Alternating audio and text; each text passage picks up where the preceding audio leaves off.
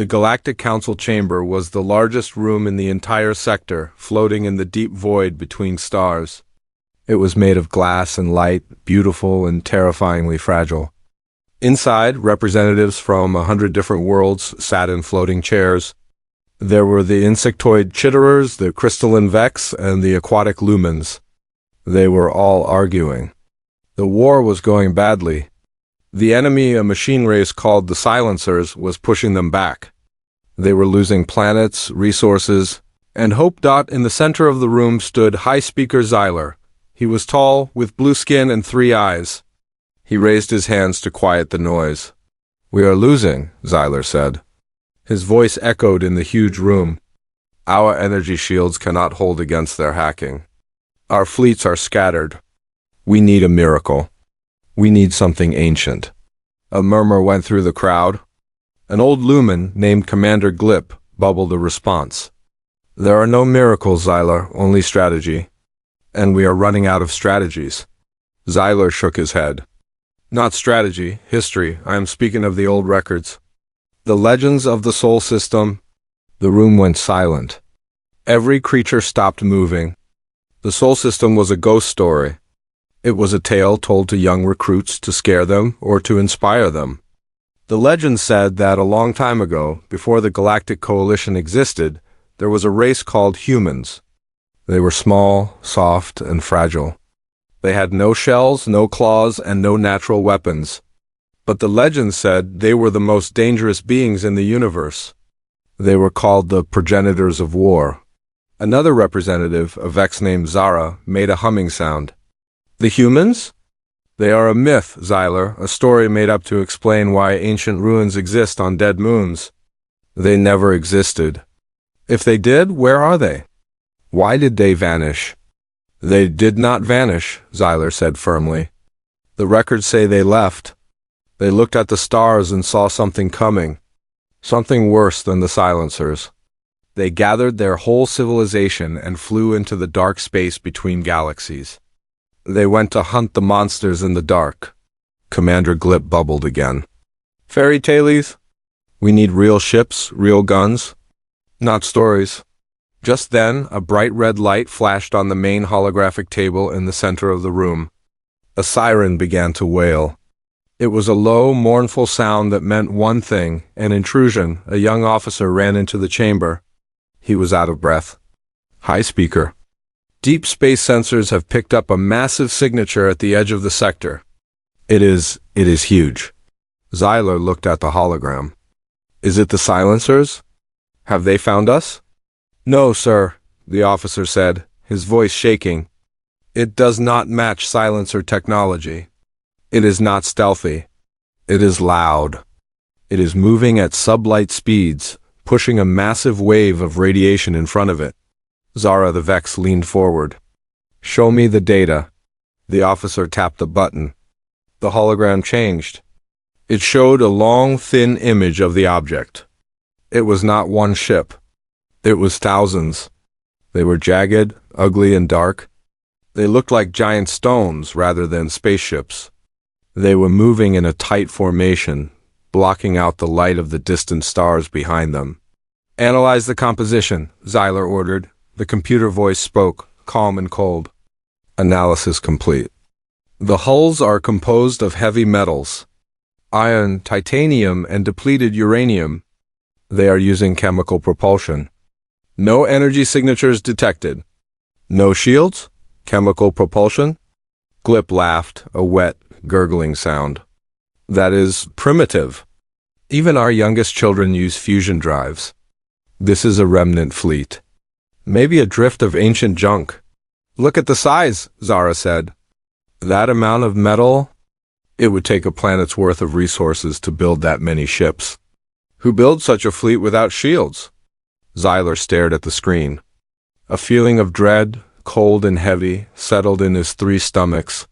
He remembered the old stories. The legend said the humans did not rely on energy shields because they knew energy could be drained. They relied on armor. Thick, heavy armor. They relied on mass and kinetic force. "Send a scouting vessel," Xyler commanded. "The vanguard is closest. Have them approach the fleet. Hail them on all frequencies. Do not fire. We must know who they are. On the edge of the solar system, the coalition ship Vanguard moved silently. It was a sleek silver needle, piloted by Captain Ray. Ray was a seasoned soldier, but he felt nervous today. His ship's sensors were screaming. The sheer amount of mass coming toward them was terrifying. Contact in 2 minutes, the ship's computer announced. We are hailing them, his communication officer said. Open channel on the standard Galactic band. This is Captain Ray of the Coalition Vanguard. Unidentified fleet, you are entering Coalition space. Identify yourself immediately. Silence. Static. Then a voice crackled over the speakers. It was not a translation. It was not a synthesized alien language. It was deep, rough, and sounded tired. It was speaking the ancient trade language, but with a strange, thick accent. This is the human colonial fleet, the voice said. We are the 7th Armada. We are not looking for trouble. We are returning to the ancestral home. Step aside. Captain Ray froze. His hands gripped the console so hard his knuckles turned white.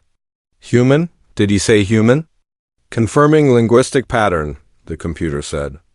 It matches the Soul dialect found in the ruins. Ray looked out the viewport. The ugly, dark ships were getting closer. They were massive. One of them, a dreadnought in the center, was as long as a moon. It was scarred, pitted, and covered in what looked like burns from old battles. Human fleet, Ray said, trying to keep his voice steady. The Coalition claims this space. You must stop and submit to inspection. Your technology is unknown to our current databases. There was a long pause. Then the voice came back, sounding annoyed. Inspection? Son, we have been fighting the void for 300 years. We don't have time for a passport check. Move your ship, or we will move it for you. Ray looked at the tactical display. The human ships had not slowed down. They were not stopping. Their engines were roaring, visible as bright blue flares against the darkness. Evasive maneuvers. Ray shouted. Full power to engines. Get us out of their path. It was too late. The human fleet did not swerve. They did not dodge. They simply kept coming. The lead ships of the Armada were massive cruisers, shaped like rough bricks. They plowed through the space where the Vanguard had been a moment before. The wake of their passage was violent. The gravitational displacement shook the Vanguard like a leaf in a storm.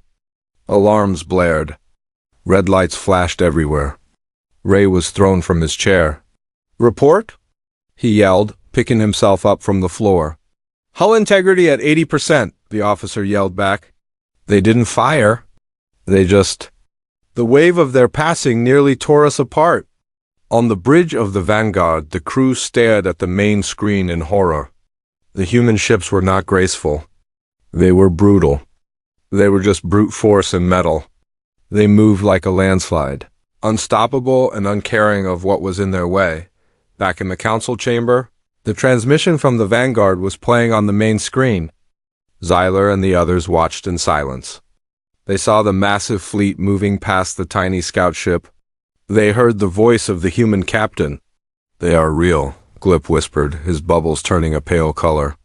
The legends are real.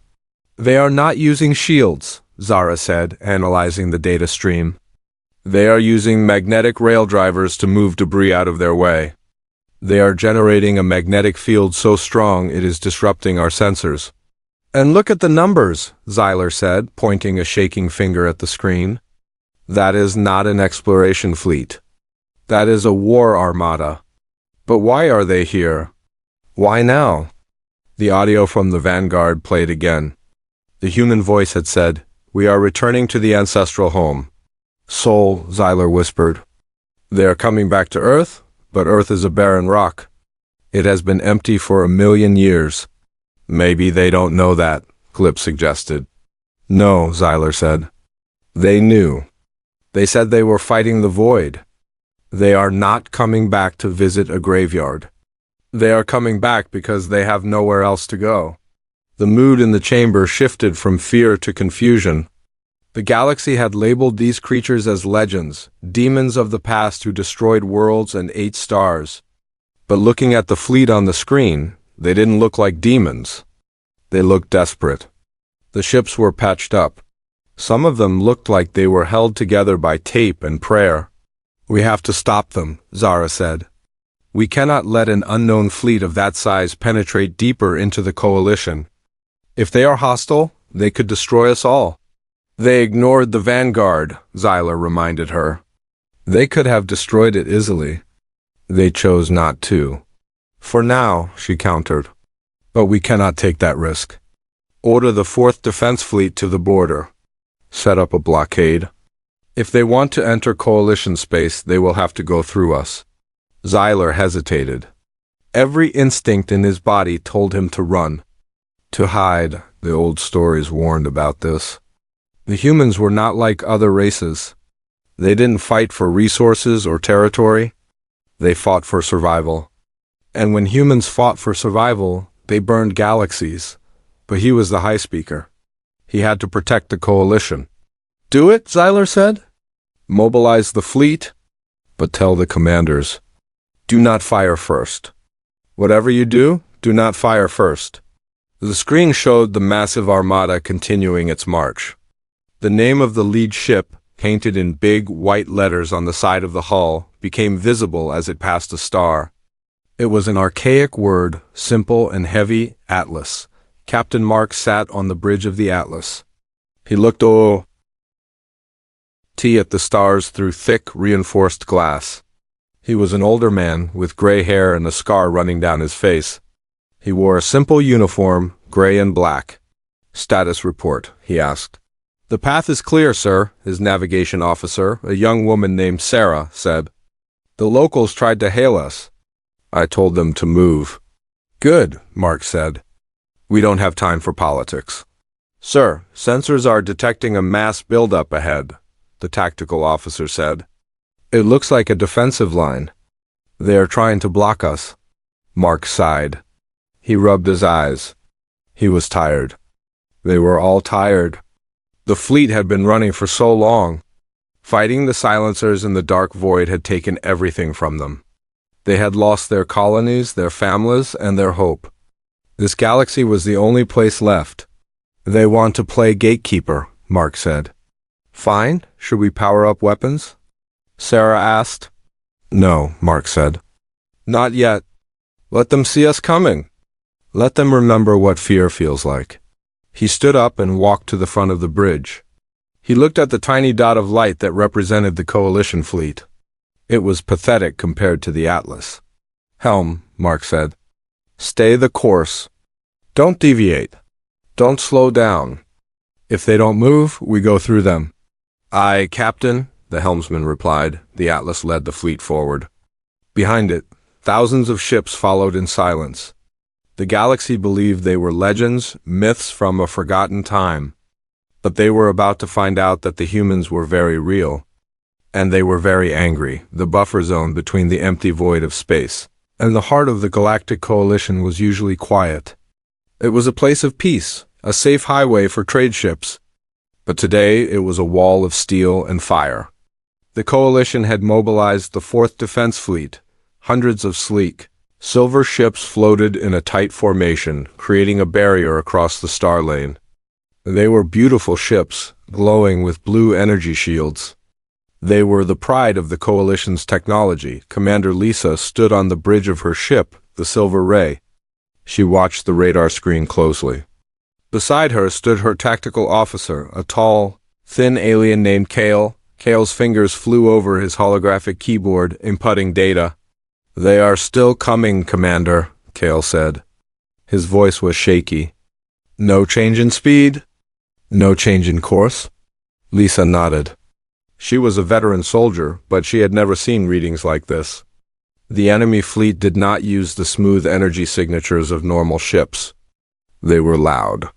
Their engines roared with raw power, pushing out massive clouds of heat and gas. "Are they hailing us?" she asked. "No, Commander. Silence." Lisa looked out the main viewport. In the distance, she could see them. The human Armada.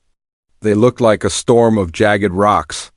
Their ships were blocky, dark gray, and covered in strange pipes and antennas. They had no flowing lines. They looked like flying bricks. Why do they not have shields? Kale asked, looking confused. Their hulls are bare. One shot from our plasma cannons will cut them in half. Do not underestimate them, Kale, Lisa warned. Remember the legends? They say humans do not fight like us. They fight with dirt and grit. She touched her communication headset. All ships hold position. Lock weapons on the lead vessels. Do not fire unless I give the command. The human fleet grew larger on the screen. They were not slowing down. It looked like a collision course. Target is the dreadnought, Lisa said. The big one in the front. Fire a warning shot across their bow. Let's see if they blink. Warning shot armed, Kale said. A bright red bolt of energy shot out from the silver ray. It streaked across the space in front of the human lead ship, the Atlas. It was a clear message. Stop or we will destroy you. On the bridge of the Atlas, Captain Mark watched the red bolt fly past. He didn't flinch. He didn't even look surprised. He just sipped his coffee. They fired a warning shot, sir, Sarah said from the navigation desk. That was plasma energy. High heat. I saw it, Mark said calmly. Helm, maintain speed. Tactical, ignore it. But sir, the helmsman said, a young man named Tom, if we hit their line, they will open fire. We have no shields. We have armor, Mark said. Armor that has held up against things scarier than these glowing toys. Don't worry about them. Worry about getting through. Back on the silver ray, Lisa watched in disbelief. They didn't stop, she whispered. They didn't even swerve. The lead ship is increasing speed, Kale yelled. They are going to ram the line. All ships open fire. Lisa screamed. Stop them! The coalition fleet erupted in light. Thousands of plasma beams and laser blasts shot toward the human fleet. The space between the two armadas turned into a deadly storm of energy. The beams hit the human ships. But to Lisa's shock, the ships didn't explode. The beams splashed against thick, heavy metal plates. The paint burned off, leaving scorch marks, but the hulls held. Report? Lisa shouted. Their armor is dense. Kale cried. Our weapons are designed to bypass shields, not punch through solid plate. It's like shooting at a planet. The human fleet returned fire. But they didn't use energy beams. They used guns. Massive magnetic railguns. The silence of space was broken by the violent vibration of metal slugs being thrown at incredible speeds. The silver ray shook violently. An alarm screamed. Hull breach on deck 4. Kale shouted. We took a kinetic hit. It went right through our shields. Lisa held onto her console. How? Shields stop solid projectiles. Not these, Kale said. They are moving too fast. The slugs are the size of cars. The human fleet didn't try to dodge. They didn't dance around like the coalition ships. They just moved forward like a tidal wave. The massive human cruisers smashed into the smaller coalition frigates. It was horrible. The sound of metal grinding against metal vibrated through the vacuum. One human ship, a heavy cruiser, sideswiped a coalition destroyer. The human ship's hull was covered in spikes and rough plating. It tore the destroyer's engine clean off. The destroyer spun out of control, its systems failing. They are boarding us! Kale suddenly screamed. I see impact pods on the hull. They are punching through. Send security teams to the airlocks? Lisa ordered. Down in the hallways of the Silver Ray, the security team waited. They were wearing sleek, white armor. They held energy rifles. They were nervous. The sounds of explosions and metal screeching echoed through the ship. Suddenly, the blast door at the end of the hallway blew inward. It didn't melt. It was physically kicked off its hinges. Smoke filled the corridor. Through the smoke walked giants. They were humans. They wore bulky, green power armor. It looked old and scratched, covered in welding marks and patches. They didn't look like the elegant soldiers of the coalition. They looked like walking tanks. Hold your fire. The security leader yelled. Surrender or we will shoot. The lead human soldier, a big man named Sergeant David, stepped forward. His face was hidden behind a heavy helmet with a tie-shaped visor. He didn't say a word. He just raised his weapon. It was a massive machine gun, not an energy rifle. Fire! The security leader shouted. The blue energy beams hit the human armor.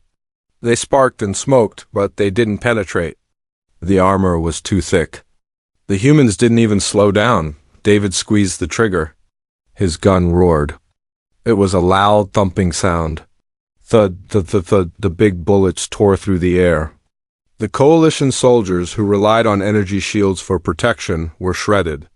Their shields stopped energy, but they couldn't stop the physical force of the heavy bullets. The security team fell in seconds. David walked over them, his heavy boots clanking on the metal floor. Behind him came more humans. A woman, Corporal Amy, checked a corner with her shotgun. Clear, Amy said. Her voice was rough over the radio. These aliens are soft.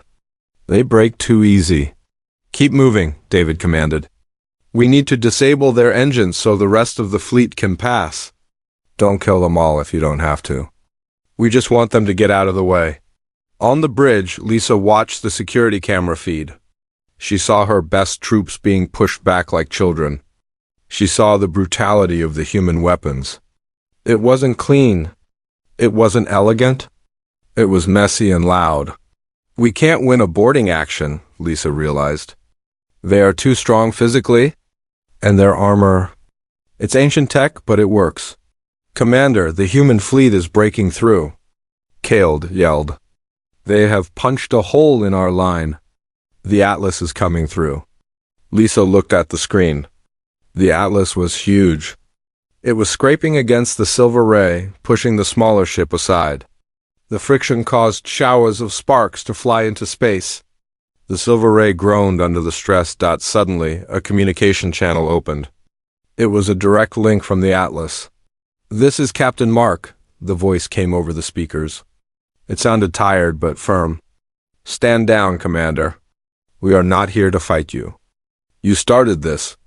We are just trying to get through. Move your ship, or we will be forced to crush you. Lisa looked at the destruction on her screens. She looked at the reports of her soldiers dying in the hallways. She thought about the legends. The legends said the humans were unstoppable. Now, seeing them with her own eyes, she believed it. All ships, Lisa said into the fleet command channel. Disengage. Let them through. Repeat, let them through. Do not fire, but Commander. Cale protested. We can still... No, Cale, Lisa said softly. Look at them. They aren't attacking our vital systems. They're just pushing us aside. If they really wanted to destroy us, we would already be dead. The coalition fleet stopped firing. They separated, opening a gap in their formation. The human fleet poured through the whole dot from the view of the Silver Ray. It looked like a river of dark steel flowing by. The ships were close enough that Lisa could see the welding marks on the hulls. She could see the patchwork repairs. These ships had been in 1,000 battles. They were survivors. One of the human bombers flew close to the bridge window. Inside the cockpit, Lisa saw the pilot. He was a man wearing a helmet and an oxygen mask. He didn't look at her with hate. He just looked focused. He gave a quick salute, then flew past. They are ignoring us, Cale said, amazed. They are winning, but they are stopping the attack. They have discipline, Lisa said. And they have a goal. They don't care about us. We are just in the way. She watched the Atlas pass by. It was a monster of a ship. It was ugly, but it was strong. Lisa realized something important. The galaxy feared the humans as monsters. But maybe they were wrong. Maybe the humans were just soldiers who had seen too much war. They were desperate. And desperate men were the most dangerous kind. The last of the human fleet passed the blockade. They didn't look back. They continued their march toward the center of the galaxy. Report damage, Lisa said, sitting back in her chair. Heavy hull damage, Cale said, sounding defeated. Many casualties on the lower decks. The humans. They didn't take any prisoners, but they didn't execute anyone who surrendered. Lisa nodded. Prepare a message for High Speaker Zyler. What should I say? Tell him the legends are true, Lisa said. And tell him to be very, very careful. These are not conquerors. They are refugees. And they are running from something that scared them. Squad of guards. The guards held their energy rifles tightly, their knuckles white. They had seen the security footage. They knew how strong these legends were. 3 humans walked down the ramp. They were not wearing the massive power armor this time. They wore simple, dark gray. The smoke was still rising from the hull of the Silver Ray when the shuttle landed. It was a small, sleek craft from the human fleet, contrasting sharply with the elegant, damaged alien ship. The landing gear crunched against the metal deck of the Silver Ray's hangar bay. The ramp lowered, and heavy boots clanged down the metal. Commander Lisa waited with her arms crossed behind her back. She stood tall, trying to hide her fear. Beside her stood Kale in a jumpsuit with rank patches on the shoulders. In the middle was Captain Mark. He was taller than Lisa expected, with broad shoulders and a face that looked like it had been carved from stone. He had gray hair and tired eyes. On his left was Sergeant David, the massive man who had led the boarding attack. On his right was a woman, Lieutenant Sarah, who carried a data pad. Captain Mark stopped a few feet away from Lisa. He didn't salute. He just looked at her. Commander Lisa, Mark said. His voice was deep, rougher than the translated voice over the radio. I assume you are the one in charge. I am, Lisa said.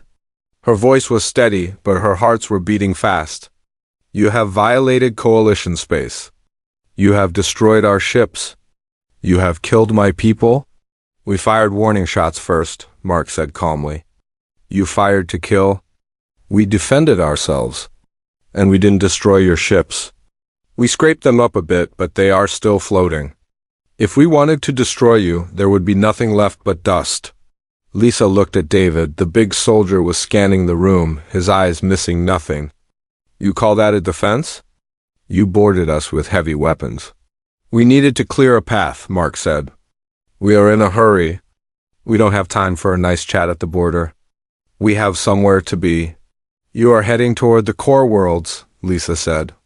Why? Our legends say you abandoned this galaxy millions of years ago. Why come back now? Mark sighed. He looked at Sarah. She stepped forward and tapped her datapad. A holographic map appeared in the air between them. It showed the human fleet's path, originating from the deep void between galaxies. We didn't abandon the galaxy, Mark said. We left to fight a war out there. In the dark. We chased an enemy to the edge of the universe so they wouldn't come here. Lisa looked at the map. You fought in the void? For millions of years? Time is different out there, Mark said. We fought the silencers. We thought we could beat them. We were wrong. He pointed to a red mass on the edge of the holographic map. A mass that was moving toward the galaxy. They are coming. The silencers? They are a hive mind of machines. They consume everything. Metal, biology, energy. They eat stars. Lisa felt a cold chill. The silencers? We thought they were just a myth. A story to scare children. They are very real, Mark said. And they are right behind us.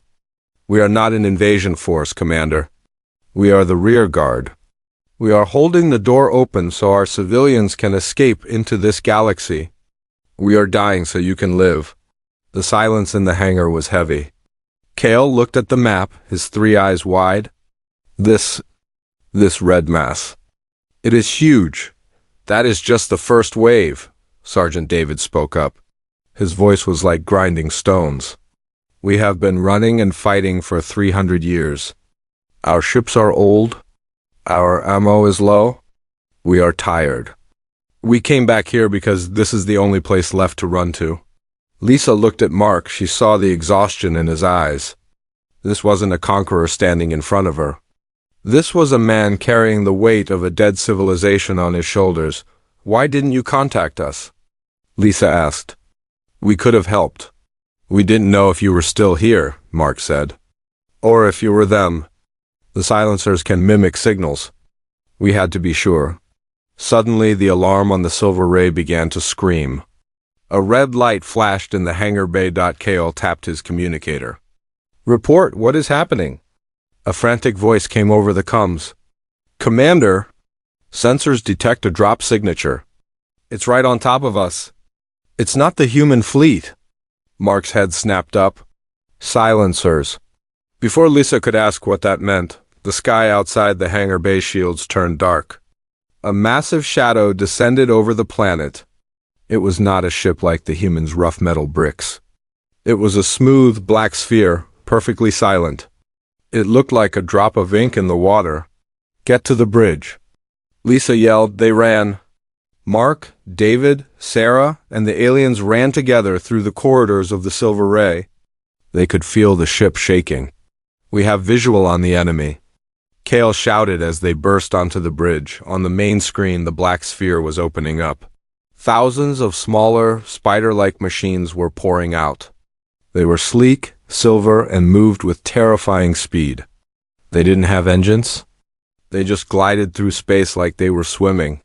"They are targeting the city below," an officer yelled. The silver spiders swarmed down toward the planet. They began firing green beams that disintegrated everything they touched. Buildings, trees, people, it all turned to gray ash. "Launch fighters," Lisa ordered. "Stop them!" The coalition fighters launched, swarming up to meet the spiders. But it was a massacre. The spiders were fast. They dodged the coalition plasma fire easily. One spider latched onto a fighter, tore the cockpit off with its claws, and moved on to the next. "They are adapting to our weapons," Kale cried. "Our shields are useless." Mark stepped forward to the tactical console. "Your energy weapons are too precise. They predict them. You need something unpredictable." He turned to Sergeant David. "David, get your team to the surface. We need to set up a perimeter." "Yes, sir," David said. He grabbed his radio. "All human ground units, deploy. We have guests." "Commander," Mark said to Lisa, "let me use your ship's guns. I know how to kill these things." Lisa hesitated for a split second. Then she nodded. "Take tactical control. Kale, assist him." Mark typed quickly into the alien console. It was different from human tech, but targeting systems were universal. "Watch this," he said. The Silver Ray was equipped with railguns for point defense, but the Coalition rarely used them, preferring lasers. Mark took control of the railguns. He didn't aim for the small, fast spiders. He aimed for the large black sphere in the sky. "Firing," Mark said. The Silver Ray shuddered. Massive metal slugs, the size of cars, shot out of the ship's belly. They didn't travel at the speed of light like lasers. They traveled slower, but they carried immense mass. The slugs slammed into the black sphere. There was no explosion, just a massive crunch. The smooth hull of the silencer ship buckled. The impact sent a shockwave through the sphere, knocking the small spiders off course. "Direct hit," Kale shouted. "The hull is breached." "See?" Mark said. "They can hack energy shields. They can dodge lasers. But they cannot hack physics. They cannot stop a 10-ton bullet moving at Mach 10. On the surface of the planet, the situation was chaotic. The silencer spiders were tearing through the city's defenses. The alien soldiers were hiding behind energy barriers that were failing. Suddenly, a dropship roared overhead. It was a human dropship, ugly and loud. It hovered over a park where a group of spiders were cornering civilians. The ramp opened and David jumped out. He hit the ground with a thud that cracked the pavement. He held a massive rotary cannon in his hands. Behind him, Amy and Tom jumped out. "Open up!" David yelled. He pulled the trigger. The cannon spun and roared. A wall of lead filled the air. The spiders tried to dodge, but there were too many bullets. The heavy slugs smashed the spiders into pieces. Metal parts flew everywhere. The green beams of the spiders were interrupted by the storm of fire. Tom fired his rocket launcher. A rocket slammed into a spider, blowing it to bits. "Take that, you tin cans," Tom shouted the civilians. Alien creatures of all shapes and sizes looked up in awe. They saw the humans standing in the open, ignoring the green blast that scorched their armor. They saw the humans pushing forward, not retreating. "Push them back," David ordered. "Don't let them reach the shelters." The human squad moved like a well-oiled machine. They used grenades, rifles, and knives. They fought close and dirty. When a spider got too close, Amy smashed it with the butt of her shotgun. When another tried to climb a building, Tom shot its legs off. Back on the bridge, Lisa watched the tactical display. The human forces were landing all over the planet. They were turning the tide. The silencers were confused. They couldn't predict the humans. The humans used old, dumb technology that the silencers couldn't hack.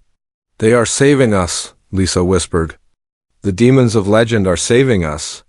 Mark stood next to her, watching the screen with a grim face.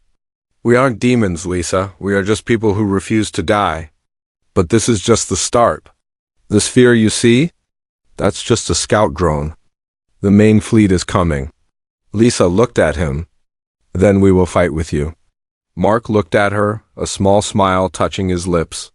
"Welcome to the war, Commander." The battle raged on, but for the first time, the galaxy wasn't fighting the legends.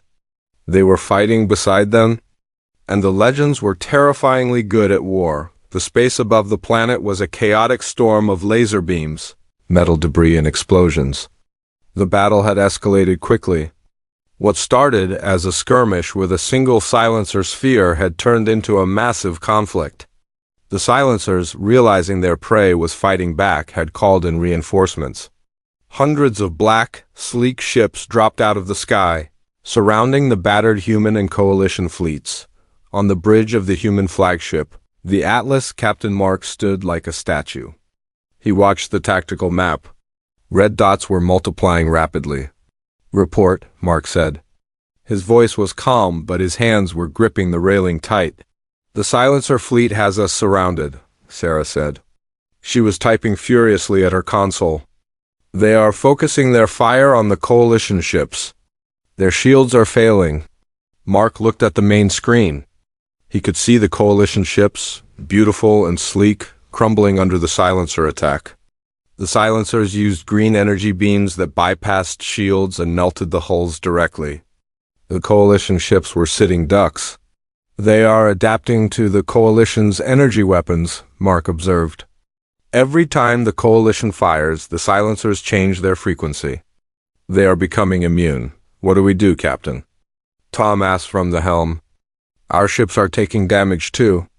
The Atlas has hull breaches on decks 5 and 7. "We don't use energy weapons," Mark said. "We use the one thing they can't hack. Physics. Helm, bring us about. Target the silencer command vessel. It's the big one in the center." "But sir, that will take us right through the heaviest fighting," Tom warned.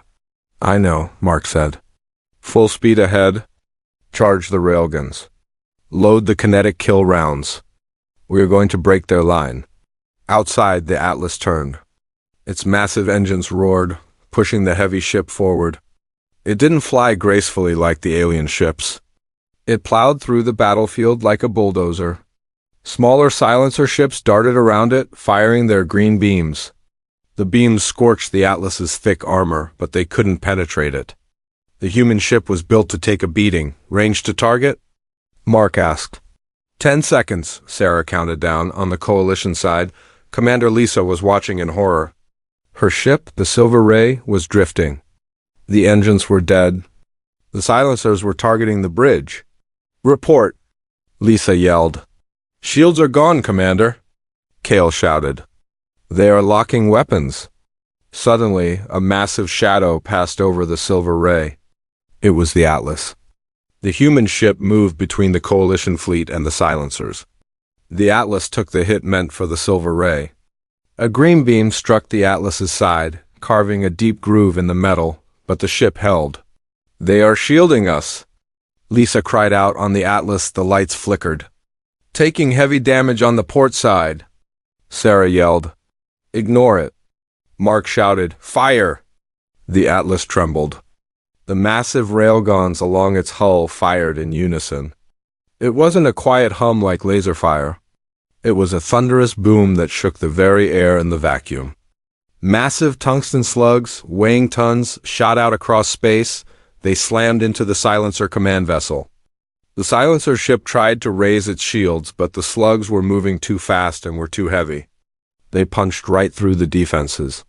The slugs tore through the ship, exiting the other side. The command vessel shattered into a million pieces. The explosion was silent but bright. The Silencer fleet hesitated. Without their command node, their coordination faltered. Now!